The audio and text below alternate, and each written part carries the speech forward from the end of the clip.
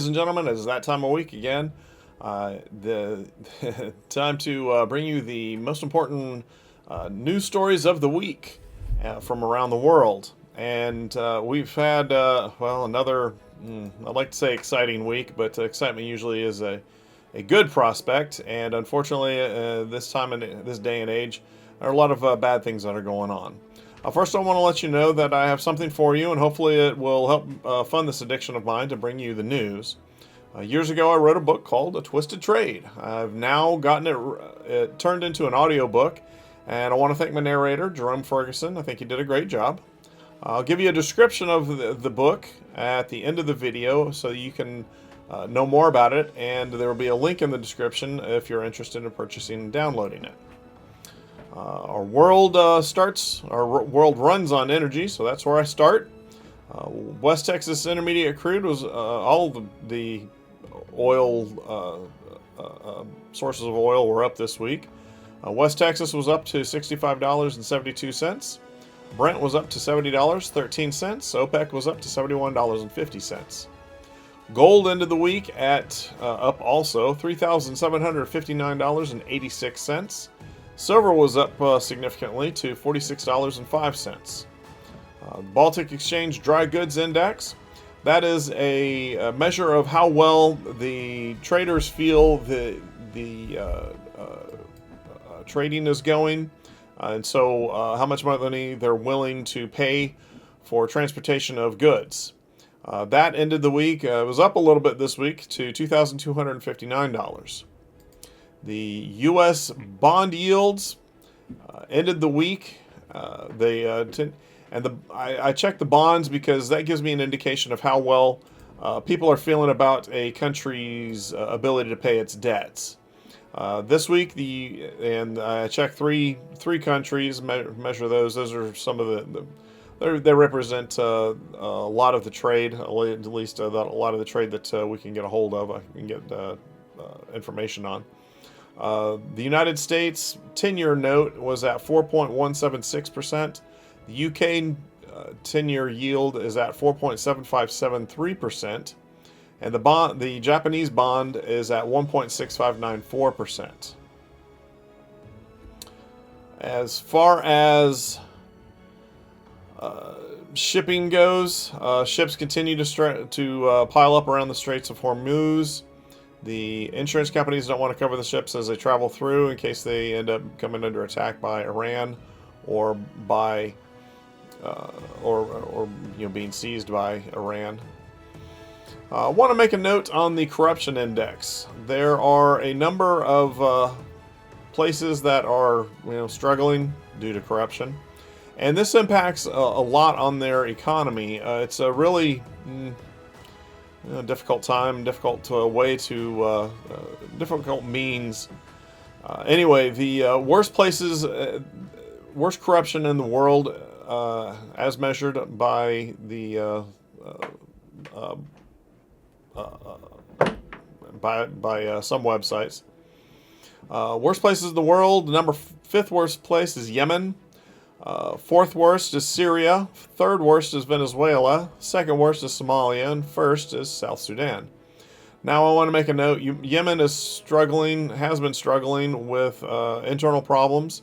Syria just solidified its country, transitioning from one set of leaders to a new set of leaders. Venezuela's been under a dictatorship for several years now. And Somalia, well, it's still struggling to become a state, and South Sudan is struggling through a civil war. Now, the best places, contrasting those worst places with the best places. Fifth best, Luxembourg. Fourth best, New Zealand. Third best, Singapore. Second, Finland. Number one, Denmark. Military and naval deployments. ISR is showing that there's a lot of surveillance going on all across the United States, along the southern border, along the northern border, in the south and mountains. In the south, it's a lot of focused around Lake Atlanta. Now in the Navy, of the 291 ships listed in the Navy, 106 are deployed, 53 are underway. The movements that we saw this past week, coming and going. Abraham Lincoln returned to San Diego on Wednesday. The Carl Vinson returned to San Diego on Tuesday. The George Washington was in Yokosuka, Japan. The Gerald R. Ford was operating in the North Sea. It left Oslo, Norway, I believe. The Nimitz is operating in the Persian Gulf, continues to operate there. The Truman departed Norfolk, Virginia on Wednesday. The Theodore Roosevelt returned to San Diego on Monday. The Tripoli remains in Sasebo, Japan. The USS Iwo Jima was spotted off the waters of Puerto Rico, which puts it a little closer to the United States and further away from Venezuela, but it's still operating there in the Caribbean. It's still doing plenty interdiction. The America arrived in Seal Beach, California, and the USS Boxer returned to San Diego, California.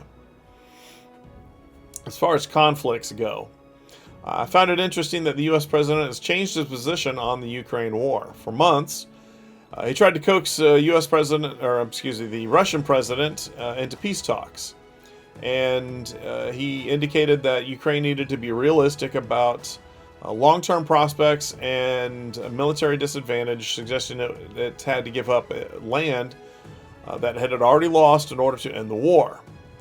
Now he was tweeting that Ukraine can win this war. And I quote from his social media page, "I think Ukraine, with the support of the European Union, is in a position to fight and win all of Ukraine back in its original form." Complete 180 from where he was. So, don't know who got to him. I guess somebody in the defense military-industrial complex got to him and gave him the right donations or directives, one of the two. And amidst all of the war talk, again, still with the Ukraine war, Russian officials are confirming what many of us already know, that the West is at war with Russia. Russia's foreign minister stated, and a quote in an interview this past week with TASS, NATO and European Union want to declare, in fact, have already declared a real war on my country and are directly participating in it.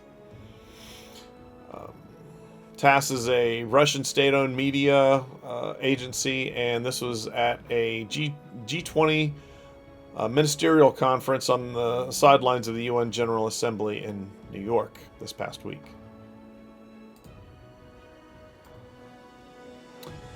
In Europe, the markets this week ended up,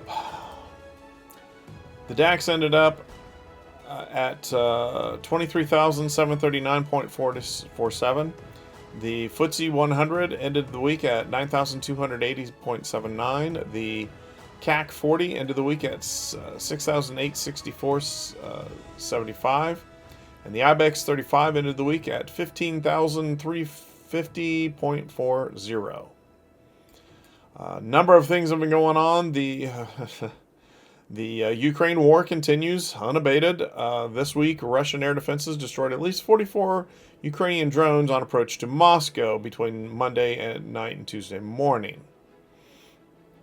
The air barrage was the latest against the Russian capital since March, when Ukraine strikes killed at least 3 people. There were no reports of casualties or major damage with this attack, although emergency services were dispatched to sites hit by fallen debris. Last week I reported that there was an incursion into Polish and Estonian airspace, and there's some dispute on what exactly happened or didn't happen. After further review, it appears that the drones that flew into Russia may very well have been Ukrainian drones that were sent there for a false flag. I'm hearing some reports that when they were captured and disassembled, they found that the SIM cards in them were Polish or or Ukrainian. I'm sorry, Polish or Swedish SIM cards. And the Russian incursion into Estonian airspace. That's disputed airspace. So, was Russia really trying to provoke them or not, or they're just trying to assert themselves as usual? In France, a court on Thursday sentenced the former French president, Nicolas Sarkozy, to 5 years in prison over a scheme for the late Libyan dictator Muammar Gaddafi to fund his 2007 presidential run. This verdict, and I laugh when they call him a right-winger, is the first French post-war leader to serve jail time. The Paris criminal court convicted him. He's 70 years old on criminal conspiracy charges. However, it did acquit him of France's former president of corruption and personally accepting illegal campaign financing. The United Kingdom implemented the Digital Service Act. People will have to get an ID to get a job, bank account, buy a house, travel. It does not currently require digital ID to post online, but that's likely behind it. They'll let everybody know that's what's going on shortly, or after we get a bunch of people signed up. Now, this is... They bring these things about, and in the midst of them arresting people for posting things online. This past week, some notable people, Steve Laws and Pete North, were arrested in the United Kingdom over online posts. UK Prime Minister continues to claim the UK has freedom of speech, despite hundreds of arrests that are coming to light. In fact, the families of these people are only finding out when they go to try to find out where this person is and why they haven't heard from him in a little while. It's actually a very dark day, and the reason why the government decided to go ahead and present the Digital Service Act is because Google, earlier this year, a short while ago, Facebook decided that they would no longer censor people. And this is after X came out, and the leader of X said, hey, Europe tried to get me to censor people and said, we'll just do it on the down low. We won't present it, but let us tell you what you can and cannot, or what can and cannot be posted. He said, heck no, and he advertised and let everybody know. In fact, he still has an arrest warrant, I believe, in France. He can't go to France. Facebook also came out and noted that they were directed to censor by the last U.S. presidency, and they promised that they would no longer do that. Hopefully they're keeping their promise. Well, this week Google came out, and Google is the parent company of YouTube. They said that both of those companies will no longer censor. In fact, YouTube offered to allow people who had been censored and their accounts closed to come back. No word on how they're supposed to gain back their following, the following that they had before. Now, over in Asia, the markets, they did okay this past week. The Nikkei ended the week at 45,452.75. The SSE index ended the week at 3,830.47. The Hang Seng index ended the week at 26,123.38. The Sensex ended the week at 80,391.75, and the Nifty 50 ended the week at 24,670.70. The U.S. Navy is looking to move back into the Philippines. They had at the former U.S. naval base at Subic Bay by the summer of 2026. A request for lease proposal is identified for the need of a 25,000 square meter climate controlled warehouse and maintenance shop to be used by the U.S. Navy within the Subic Bay Metropolitan Authority Freeport area. 25,000 feet, it's not really that big, but it is a start. Turkey is expanding its association with Muslim organizations in Europe. Turkey's ruling Justice and Development Party, the AKP, has signed a memorandum of understanding with Serbia's Justice and Reconciliation Party, the SPP. They noted as a political force representing the Bosniak minority and identified with Islamist and conservative ideology. This was announced on September 17th and highlights Ankara's ongoing efforts to deepen its presence among Muslim communities in the Balkans. In the Middle East, the UAE has noted that Iran has begun rebuilding its missile production sites targeting Israel from recovering from its 12-day war in June. Satellite images analyzed by the AP show but a key component is likely still missing. The large mixers needed to produce solid fuel for the weapons.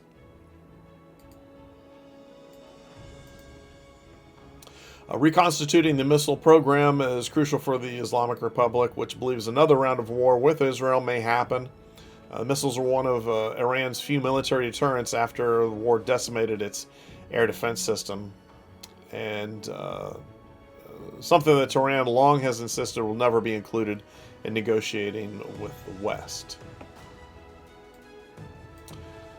Still in the Middle East, Israel struck Gaza again, killing at least 44 people. This is according to health officials from Saturday. This is amidst internal pressure that's been growing for ceasefire, but Israel's leaders remain defiant about continuing the war. In Africa, the people of the Seychelles headed to the voting booths today, Saturday, the 27th of September, in an election to choose the new leader in parliament with President Wavel Ramkalawan. I apologize if I butchered that name. He's seeking a second term in Africa's smallest country, and his chief political rival is Patrick Hermini of the United Seychelles Party. He's a veteran lawmaker and parliamentary speaker. Also going to the polls this past week is the oil-rich African nation of Gabon. This also on Saturday is voting for its first legislative and local elections since 2023. Since in 2023, when a military coup ended a 50-year-old political dynasty. Speaking at the UN on Friday, Mali's prime minister accused Algeria of international terrorism over the downing of a Malian army drone.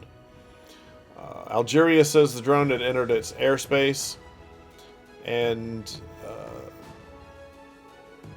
the prime minister said his country and his allies of Burkina Faso and Niger would stand together in the face of attacks. Now, those countries, Mali, Niger, and Burkina Faso, have a mutual support agreement to come to each other's aid when attacked. And now they're looking at it politically as well.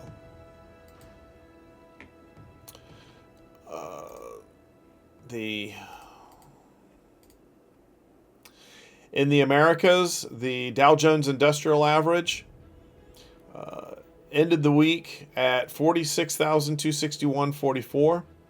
The S&P 500 ended the week at 6,643.67. And the NASDAQ ended the week at 22,482.44.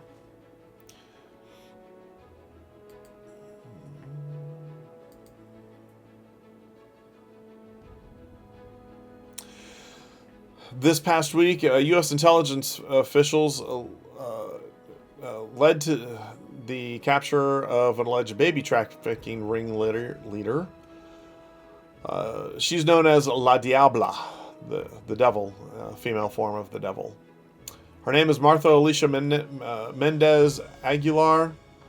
She was captured on September 2nd after officials say the leaders of the Jalisco New Generation Cartel, referred to the U.S. As CJNG, lured a handful of pregnant women, often in vulnerable, impoverished circumstances, to remote areas. And once there, traffickers allegedly performed illegal cesarean sections on the women, which ended up killing the mothers, and they harvested their organs, placed newborns into illicit markets. This is according to senior intelligence officials. The infants were sold to couples in the United States for as much as 250,000 pesos, or roughly $14,000 each. Fortunately, she's behind bars.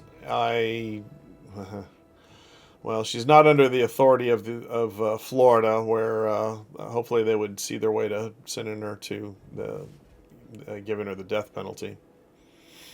In New York this past week, just as the UN General Assembly was getting ready to meet, the Secret Service discovered a vulnerability, and they dismantled a network of electronic devices located throughout New York and the tri-state area, which were used to conduct multiple telecommunications-related threats directed toward senior U.S. government officials. And this represented an imminent threat. The protective investigation led to the discovery of more than 300 co-located SIM servers and 100,000 SIM cards across multiple sites. This equipment could be used to carry out anonymous telecommunication threats.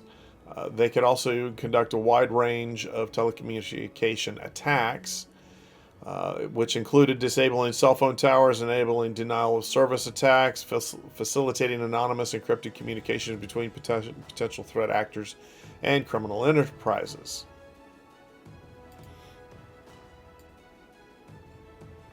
Existing home sales slumped slightly this past week. The number of existing home sales essentially remained the same, ticked down by 0.2 of a point in July. This is according to the National Association of Realtors. That's just another data point for the United States economy to see how well it's doing. Now, the United Kingdom is not the only municipality engaging in penalties for online content and that the censors don't like. California passed SB 771, which personal rights, liability, social media platforms. And this is, as of September 2025, it was still under legislative review in California. There's a lot of opposition to the bill, and especially from the American Arab Anti-Discrimination Committee. They organized a coalition letter to California legislators, urging them to reject the bill in August 2025. Of course, is being touted as providing security, but the problems of free speech keep coming up. Questions of free speech keep coming up. This week, there was another shooting occurred at an ICE detention facility. The shooter took up a high position near the ICE facility and fired randomly into the building. He ended up striking killing two detainees, and injuring another. Then after, who knows after how much time, the shooter died of a self-inflicted gunshot wound. Now, media again is pretending that they don't know what is driving this, but the shooter had a lot of communist comments on his social media and etched anti-ICE messages on his bullets. The border czar, the U.S. border czar, was accused this week of accepting a $50,000 bribe. Evidence is alleged to be on video, but has yet to be released. In response, the border czar has stated that he plans to launch a lawsuit against the organization that reported it, MSNBC. In other news, legacy media was caught filing false reports again this week. I don't know if you caught the note of a 5-year-old that was used as a bait to capture an illegal immigrant. Just like the story of the Border Patrol whipping Haitian migrants, this story is untrue. What ended up happening is the Border Patrol were alerted to somebody who was driving. They followed the individual. The individual got scared, raced home with his 5-year-old daughter, and upon reaching his home, jumped out of the car, gave his pursuers, ICE, the one-finger salute from both hands, and ran into his home. And as ICE tried to coax him out, they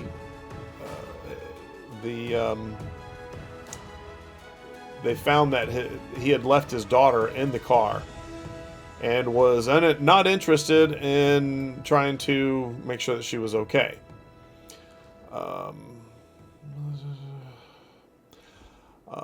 When challenged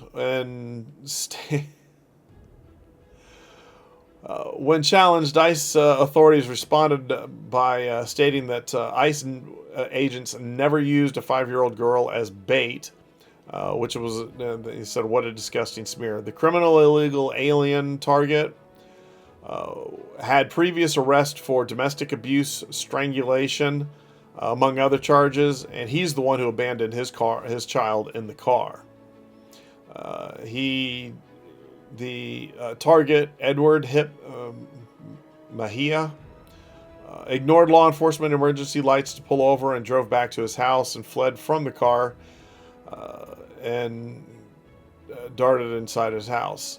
He's the one who abandoned his 5-year-old daughter. And officers helped rescue the child and called local police to report the abandonment. The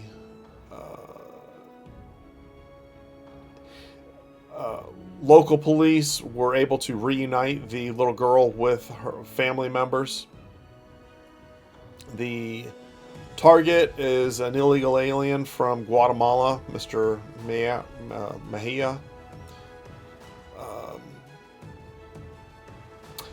The officials noted that it's disgusting smears like these that peddled by the media that are leading to a 1,000% increase in assaults against our brave law enforcement. This past week, the Antifa that has been surrounding the Portland, Oregon ICE facility got to experience what law enforcement was about. The law enforcement exited the building in numbers and started grabbing some of the Antifa protesters and taking them in to be processed, I presume. This week, some more information has been exposed from the January 6th Capitol riot. A whistleblower brought forth documentation and noted that there were 274 agents, plainclothes individuals dressed in plainclothes in the crowd. This has proven a bombshell to lawmakers, revealing for the first time that FBI has had a total of 274 agents deployed to the Capitol in plain clothes with guns after the violence started, but with no clear safety gear of a way to be recognized by other law enforcement agencies working the chaos of the riot. This week, also, last thing that I want to know, former FBI director James Comey was indicted for obstructing justice and making false statements. Despite all the pundits' complaints, this is very precedented by James Comey himself when they sent the FBI to the former president's home, now current president, at 6 a.m. and ended up raiding his wife's underwear drawer. Before you think that I'm defending the former and current president, remember the lengths to which Comey went to deceive the public and pursue prosecutions of his enemies. It's the back and forth I find very distasteful, and I'm happy to see people held to account for their actions. I just hope that Mr. Comey doesn't get off the hook for violating the law and trampling all over it. Now, this wraps up all the news that I have, and I hope that you guys are doing well. If you found any benefit from this at all, please like, share, and subscribe. Trying to let you know what I see, what events are unfolding before us now, and shortly I hope to be able to tie those into the principles that we need to follow and that we need to keep track of. Much love, and I look forward to talking to you all again. Now I'm going to do a brief description of my book, the new audio book. Again, the name of the book is A Twisted Trade, and I published this actually back over a decade ago, back in 2014. The small kingdom of Comenda has ventured into the slave trade. The king looks to his most trusted advisor, Chimzé, to manage the rival tribesmen captured from the local countryside. As an entrepreneurial man, the king sees the wealth of his European contacts and realizes the potential of the trade. He seeks to increase his wealth and expand his kingdom. Charging Chimzé with a mission, he dutifully follows the slave trade to the New World. What he finds makes him doubt his mission. The deeper he goes, the clearer the picture becomes. Cloaked in secrets, the reality of slavery is a legacy of violence, terror, and families torn apart. Can Chimzé resist the lure of money and power to stand up for the people? Can he convince others to give up the trade? What would you risk to be on the right side of history? Again, thank you for listening. I hope that y'all are doing well, and I look forward to talking to y'all again and helping satisfy my addiction here. Thanks again, and y'all have a great rest of your weekend. Thanks. Bye.